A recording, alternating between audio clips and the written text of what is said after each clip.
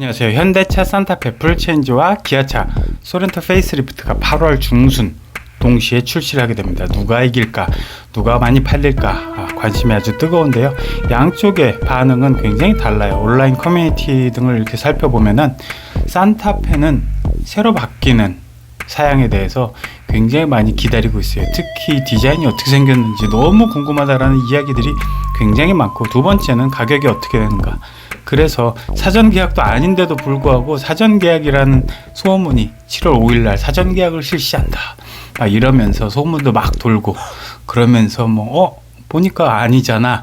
사전 계약이 아니라 A군, B군, C군 해서 3개의 그룹으로 나눠서 신차를 받을 순서를 정하는 이런 촌극도 벌어지고 있어요. 그러다 보니까 또 한편으로는 소렌토 페이스리프트 쪽은 굉장히 조용해요.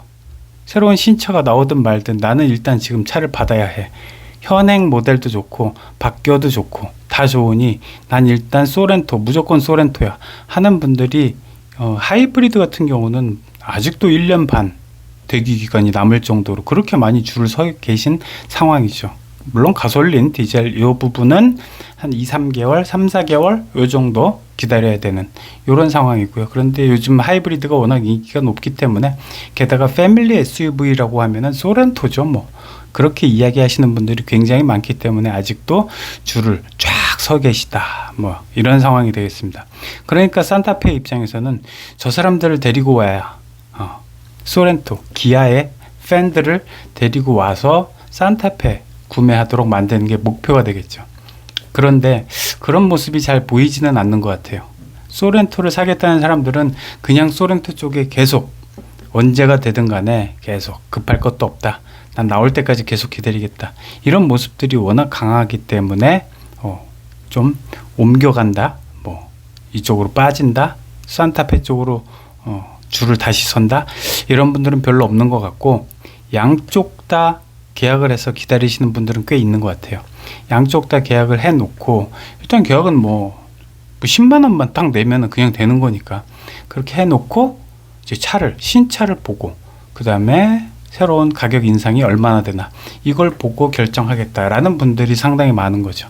그래서 결국에는 지금의 모든 것들은 허수에 불과하다. 이제 실제로 위장막을 완전히 벗겨놓고, 그 다음에 가격도 페이스리프트 같은 경우는 한 150만 원 올라가는 것까지는 용납하겠다.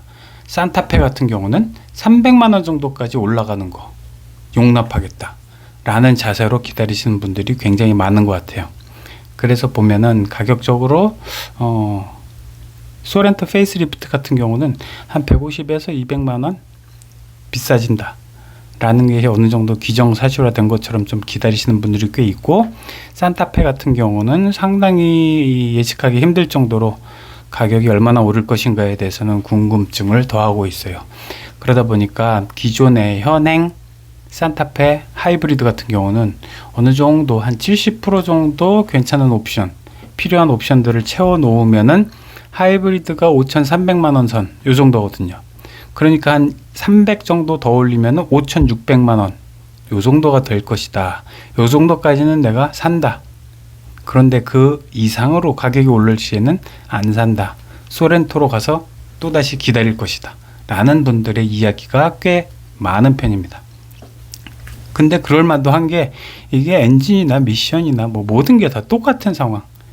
플랫폼도 이제는 똑같고, 과거에는 지금 현행 모델에서는 소렌토가 오히려 앞선 3세대 플랫폼으로 조금 더 크고, 그 다음에 묵직하고 단단하고, 그 다음에 굉장히 미션도 부드럽고, 디젤 모델도 굉장히 좋았죠. 디젤이 사라지는 거 이런 부분에 대해서는 조금 아쉽지만, 이번에 산타페 5세대 풀체인지부터는 3세대 플랫폼을, 똑같은 플랫폼을 이제 사용하게 되기 때문에 결국에는 알맹이는 그대로 똑같고 껍데기만 정말 다른 이런 두 차기 때문에, 가격을 너무 산타페가 많이 인상한다면은 난 소렌토는 그냥 갈게 하면서 어떤 2차적인 예비 후보가 있는 거죠.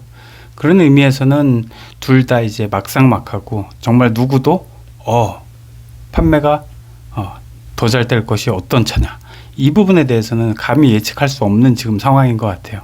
그래서 디자인적인 부분에 대해서는 이미 소렌토는 입증된 디자인 플러스 실내 구도, 그다음에 실내 설계 이런 부분을 다 어느 정도는 상당히 검증을 받은 이런 모델이고, 산타페 같은 경우는 조금 이제 그동안에 뒤졌던 부분이 분명히 있었기 때문에 이런 부분을 어떻게 소렌토보다 더 한 수 위로 만들 것이냐, 이게 바로 관건이 될 것으로 보입니다. 그러면서도 좀 아쉬운 점은 있어요.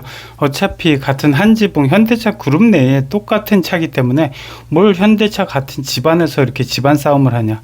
이 진짜로 경쟁할 것은 다른 브랜드, 국산 또 국내 이 브랜드로 따지면 뭐 르노, KG, 뭐 쉐보레 뭐 이런 차들이 있는데, 이런 브랜드들은 이 지금 5인승 4m 80 중형급 요 모델에서 별로 크게 이제 대적할 만한 상대가 없어요. 그게 굉장히 아쉬운 거죠. 경쟁이 있어야 가격도 내려가고 더 잘 만드는 거, 그다음에 AS도 잘 되는 건데 그게 좀 안 되는 거죠. 그래서 수입차 모델들도 마찬가지예요.